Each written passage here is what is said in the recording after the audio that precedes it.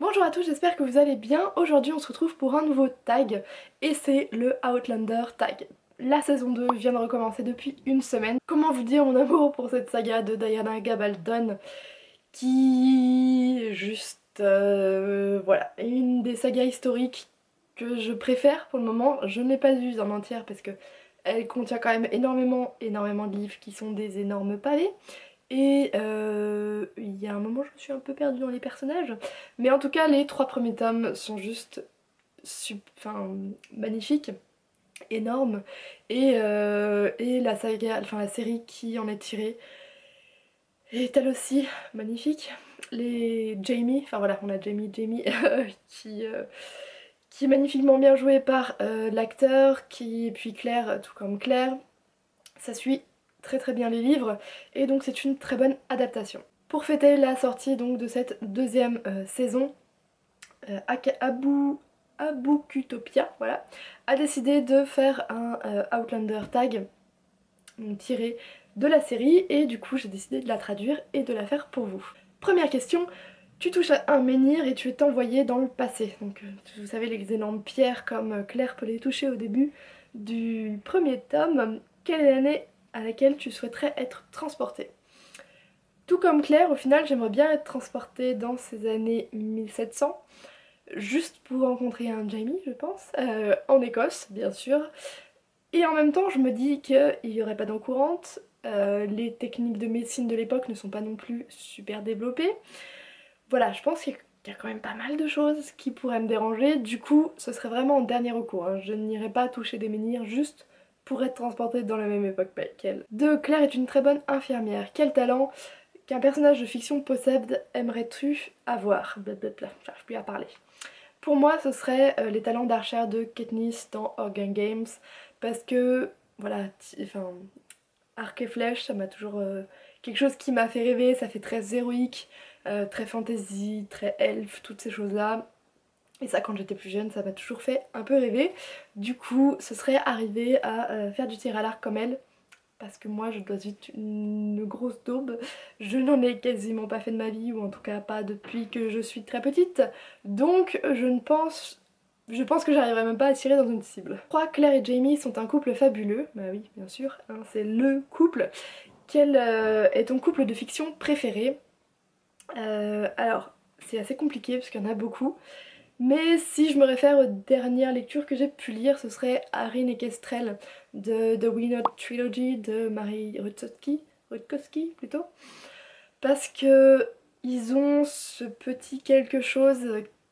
Alors déjà c'est une histoire d'amour compliquée, donc bien sûr que j'ai aimé. Ils ont des caractères très forts tous les deux. Ils résistent très longtemps à leurs sentiments et en même temps ils ont ce petit quelque chose qui les rapproche et qui, enfin voilà, qui fait qu'ils sont absolument merveilleux, parfaits l'un pour l'autre. Et voilà, j'ai énormément aimé la façon dont leur couple va évoluer, la façon dont ils vont s'approcher, s'éloigner, toutes ces choses-là, tout ce qui va les pousser à faire ces choix et en même temps ce qui va les rapprocher et la fin.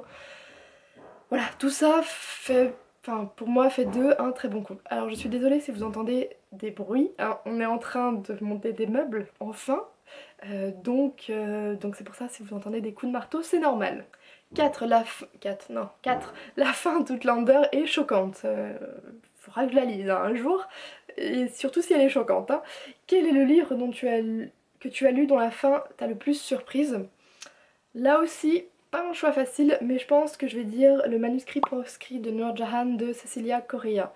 Parce que celui-ci, quand j'ai lu la fin, je suis restée sur le cul. Je me suis dit non, non, ça peut pas se finir comme pas après tout ça, pas après tout, voilà, tout ce que les personnages ont vécu, ça peut pas se finir comme ça. Et heureusement qu'il y a l'épilogue derrière, euh, parce que voilà, cet épilogue m'a sauvée en fait de rester choquée devant mon livre comme ça.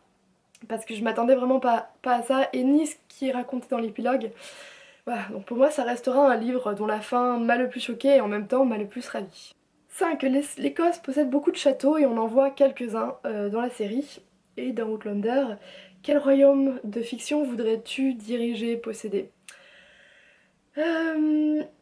pas facile, puisque je lis quand même assez peu de fantasy, même si j'en lis un petit peu, et souvent c'est de la fantasy où les royaumes c'est pas forcément les plus magnifiques.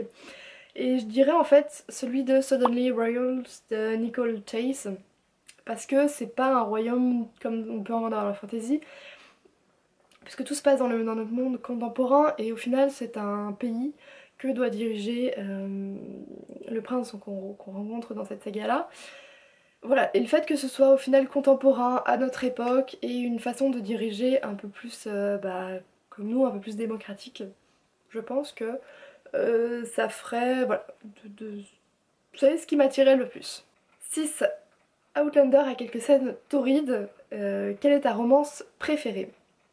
Je dirais Love in English de Karina Hale, parce que c'est une histoire d'amour qui change de ce qu'on peut voir ailleurs, qui heurte un peu les mœurs qu'on peut avoir, et en même temps, je vais redire et redire ce que j'ai pu dire des milliers de fois, mais la façon dont l'auteur présente tout ça, sans jugement, en laissant simplement le lecteur choisir ce qu'il a envie de penser, ça en fait une histoire d'amour que j'ai absolument dévorée, adorée, et que je vous recommande si vous lisez en anglais. Et que j'espère sera traduite un jour en français. 7. La révolte des Jacobites est très marquante dans Outlander. Quel livre possède la meilleure scène de bataille? Alors là aussi, pas facile, mais je dirais Chronique des Arcanes de Chris Cole, parce que j'aime bien la façon dont ces scènes de combat vont être décrites. Il n'y en a pas énormément, c'est pas des scènes de combat absolument héroïques, mais pour survivre les personnages doivent quand même se battre.